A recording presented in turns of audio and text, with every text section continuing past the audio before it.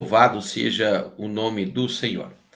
Queremos aqui saudar todos na paz do Senhor, fazendo essa live aí quando são 0 horas, meia-noite, né? Ou então 0 hora e 1 minuto do dia 22 de abril de 2021.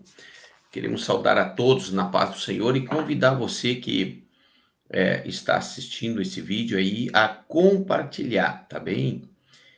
Avise o seu amigo, deixe o seu like no final e aperte o sininho aí, inscreva-se no canal e nos ajude a compartilhar mais uma vez a palavra do Senhor.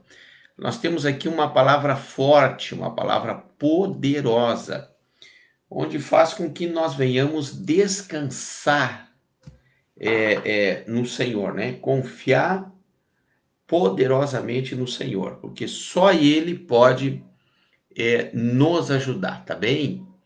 Então nós queremos aí dizer para você que fique conosco aí, nos ajude, tá? Deixe o seu comentário aí, vamos deixar aqui, deixe o seu glória,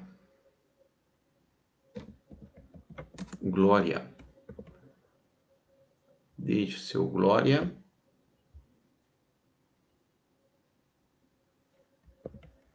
a Deus, deixe seu glória a Deus aí, e diga aí o lugar que você está falando, tá bem? O lugar que você está assistindo, melhor dizendo, tá?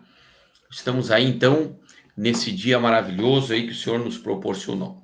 Quero trazer aqui uma palavra inerente aos nossos dias, bastante atuais, contemporâneas, onde eu quero dizer para você que nós estamos vivendo uma época de ouro, uma época muito especial para a Igreja do Senhor Jesus Cristo na face da terra.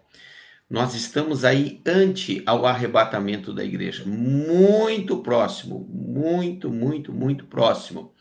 Nós estamos vendo aí os homens fazendo um ensaio, uma preparação, um treinamento para a implementação final do comunismo. E nós sabemos, nós temos a convicção, pelo conhecimento adquirido, pela historicidade, pela própria palavra de Deus, pela confiança em Deus, que o anticristo só tomará posse, controle total, e ainda quero dizer que não será total, né? Será por permissividade de Deus, só depois do arrebatamento da igreja. Eu estou trazendo essa palavra aqui para tranquilizar você, porque lá no capítulo 18 de Mateus, diz a Bíblia Sagrada, que as portas do inferno não prevalecerão contra a igreja do Senhor. Está dizendo não prevalecerão. Existe uma condição de se voltar contra as coisas de Deus, né? Contra a igreja do Senhor. E existe aí a palavra de Deus que diz que eles não vão prevalecer. Então pode até ficar empurrando a porta aí, querendo controlar a igreja, dizer o número de membros que podem entrar, dizer até que horas nós podemos adorar a Deus, louvar a Deus, não é verdade? Quando a Bíblia fala que é o Senhor que acrescenta aqueles que hão de se salvar, Atos dos Apóstolos 2,47. E nós estamos vendo aí essa pressão sobre a igreja, né? E nós entendemos também que essa pressão não vai perdurar, porque enquanto a igreja de Jesus Cristo estiver sobre a terra, a igreja de Jesus Cristo tem um poder sobrenatural, um poder espiritual muito grande. Enquanto tiver um cristão na terra, somente um cristão na terra, um cristão de verdade, obediente, que serve ao Senhor, é dirigido pelo Espírito Santo, que ama a palavra de Deus, a igreja ainda estará no comando. E nós estamos aí apresentando perante Deus essa situação que nós estamos vivendo. Bem, eu quero trazer aqui uma palavra para tranquilizar você. para dizer que nós somos totalmente dependentes de Deus e que nós colocamos totalmente a nossa confiança no Senhor nosso Deus, na pessoa maravilhosa do Espírito Santo, que glorifica Jesus Cristo nessa situação. Volto a afirmar aqui, nós estamos vivendo a subdispensação que antecede ao arrebatamento. É uma época extraordinária. Aproveite para se aproximar de Deus, aproveite para buscar ao Senhor enquanto pode, aproveite para aceitar a Jesus como seu único e suficiente Salvador, aproveite, se for possível, descer as águas do batismo, aproveite, busque o Senhor na sua palavra, na sua presença, tá bem? Vamos à palavra de Deus aí para tranquilizar o seu coração. Eu coloquei aí o título Dispensação de Ouro da Igreja. Olha só. Carta à Igreja de Filadélfia. Está no capítulo 13. Eu quero aqui trazer apenas o versículo 8, para que essa live aí não seja tão extensa e dê tempo de você ouvir, meditar e absorver a palavra do Senhor. Veja o que diz a Bíblia.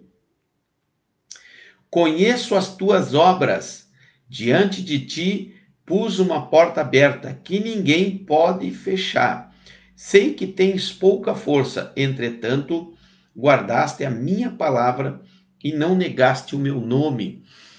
Quando fala da igreja de Filadélfia, está falando de uma igreja abençoada, de uma igreja que ama a palavra de Deus, de uma igreja que vive a presença do Espírito Santo. Essas duas coisas devem andar junto, palavra de Deus e presença do Espírito Santo. O Espírito Santo opera através da palavra de Deus e a palavra de Deus dá condições da operação do Espírito Santo de Deus. Nem palavra demais, nem presença demais.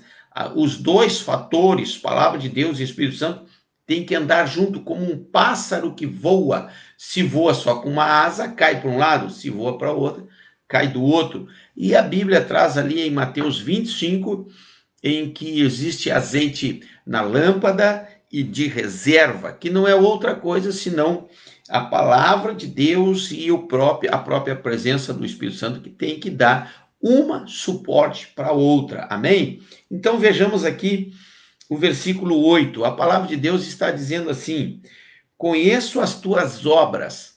É o Senhor aqui que está falando ao anjo da igreja de Filadélfia, uma igreja abençoada. É claro que nós estamos na transição, né, da Filadélfia.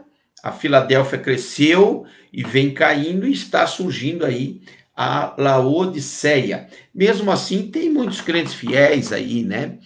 E nós sabemos, e você lendo a história de Laodiceia, você vai ver aí o fim da igreja, como é que ela se torna, né? Rica, né? Rica em favores, rica em riquezas terrenas, mas de pouca espiritualidade. Voltamos aqui. A Bíblia diz, conheço as tuas obras. A Bíblia está dizendo, conheço as tuas obras. Então, logo, eu entendo que, por pior que seja a perseguição do fechar tal hora, números de membros, nós, os cristãos, não precisamos provar nada a ninguém. O nosso relacionamento é com Deus. Se estamos indignados com esses decretos, é apresentar prefeitos e governadores que estão fazendo uso da prática e colocar no joelho, orar pelos hospitais, orar pelos enfermos, porque a nossa luta é no joelho perante Deus. Como diz aqui na primeira parte do versículo 8, nós não precisamos provar nada para ninguém. Nós temos que dar conta para Deus. E Deus conhece muito bem as nossas obras. Diante de ti pus uma porta aberta. Segunda situação, uma porta aberta. Quando eu leio aqui uma porta aberta, eu passo a entender de acessibilidade, né? Uma porta significa entrar e sair, uma comunicação, né? Uma relação de intimidade, de comprometimento entre a igreja e o Senhor. E quem abriu essa porta foi o Senhor que abriu essa porta. Essa porta não foi aberta por mãos de homens, ou por poder bélico, ou poder humano, ou por sentimento humano, ou por vontade humana. Não, essa porta foi aberta pelo Senhor nosso Deus. Em qualquer circunstância, se vierem fechar sua igreja, você manda ele fechar. Eu quero ver para quem virá a responsabilidade de tocar na porta que Deus abriu. Essa é a nossa confiança, minha gente. A nossa confiança está na palavra de Deus, que diz que quem abriu a porta foi o Senhor nosso Deus. Ora, se por acaso os homens conseguirem fechar alguma determinada porta, então conclui-se que não foi Deus que abriu, porque a porta que Deus abre, ninguém pode fechar. Está escrito em Apocalipse 3, verso 8, que ninguém pode fechar. Terceira coisa, ninguém pode fechar. Só ele. Foi ele que abriu. Somente ele fecha. Foi ele que deu a acessibilidade. Foi ele que deu a condição de comunicação, de comprometimento, de presença. Foi ele, o Senhor nosso Deus, que abriu a porta da igreja. E enquanto a igreja estiver na terra, estiver uma denominação que sirva ao Senhor, sem mistura política, sem se agarrar no terreno, essa igreja foi a porta que Deus abriu e que ninguém a pode fechar. Está escrito, é a palavra de Deus. Se Deus abriu a porta em que você pastoreia, você, meu pastor que está assistindo aqui, você, irmão que está assistindo aqui, serve a Deus em uma determinada denominação, e essa igreja é séria, prima pela presença do Espírito Santo, pela palavra de Deus, ninguém pode fechar. Eles só vão fechar a igreja depois que Jesus vier nas nuvens e o Espírito Santo do Senhor entregar a igreja no arrebatamento. Aí eles vão fechar, vão abrir, vão construir paredes, derrubar paredes, fazer igrejas de depósito, fazer igrejas de quartéis, eles vão fazer o que eles quiserem, mas enquanto estiver uma igreja e ainda não houve o arrebatamento da igreja, ninguém pode fechar. Pega essa aí, meu irmão, toma posse dessa vitória aí. Ninguém pode fechar a igreja que Deus te deu na tua mão. Levante-se com autoridade em o nome de Jesus. Veja bem, diz a Bíblia, sei que tens pouca força.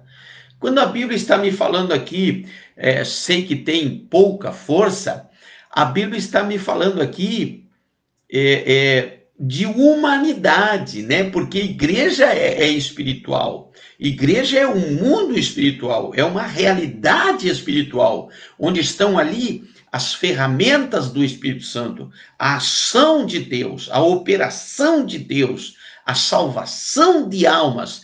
E aí eu pergunto para você, por acaso, está determinado lá que algum político lá disse assim, olha, só pode entrar 30 pessoas aí na tua igreja. Na tua igreja não pode entrar mais de 30, tá bem? Se entrar mais de 30, nós vamos multar a sua igreja aí com tantos mil reais, tá?